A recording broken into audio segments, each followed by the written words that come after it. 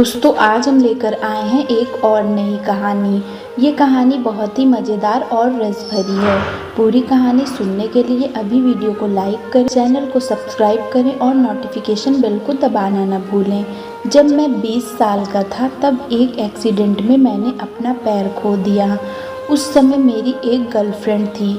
हम दोनों एक दूसरे से बहुत ही ज़्यादा प्यार करते थे। जब उसे मेरे एक्सीडेंट की बात पता चली तो वो बहुत दुखी हुई। मुझे लग रहा था कि ये बात जानने के बाद वो मुझसे पूरी तरह से दूरी बना लेगी, लेकिन वो मेरे लिए बहुत ज़्यादा दुखी और निराश थी।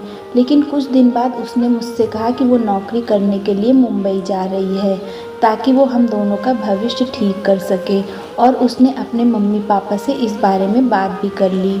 मुझे पता था वो मुझसे झूठ बोल रही है, वो बस मुझे छोड़ने का बहाना ढूंढ रही थी, पर मैंने उसे नहीं रोका क्योंकि मुझे लगा कि अपने साथ में उसकी ज़िंदगी क्यों बर्बाद करूं। इसलिए उसके यहाँ से जाने से पहले ही मैंने उससे कहा कि अब हमें अलग हो जाना चाहिए, और मैंने उसे थोड़ा बहुत भला बुरा भी कह दिया और उससे अलग हो गया।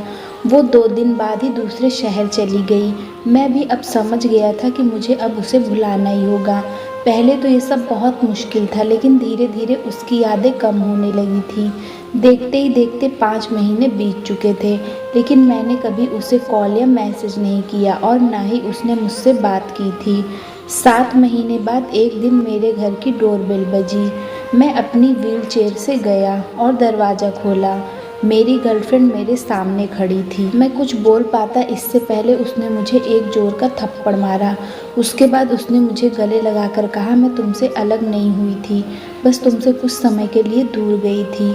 मैंने अस्पताल में तुम्हारे पैर के इलाज की बात की है। कृत्रिम पैर के लिए सारा पैसा मैंने दे दिया है। कल हम हॉस्पिटल जा रहे हैं। तुम कुछ ही दिनों में फिर से चलने लगोगे। मैं भावनाओं में इतना बह रहा था कि मेरे मुंह से आवाज़ नहीं निकल रही थी। मैंने बस उसे कसकर गले लगाया और खूब रोया। आज हम दोनों एक साथ खुश हैं। कुछ समय बाद मैं अच्छे से चलने लगा और जॉब भी करने लगा, और फिर हम दोनों ने शादी कर ली। दोस्तों, अगर अपना सच्चा साथी है तो वो हमें हर एक मुसीबत से बाहर निकाल ही लेता है। दोस्तों, कहानी अच्छी लगी हो तो शेयर करें।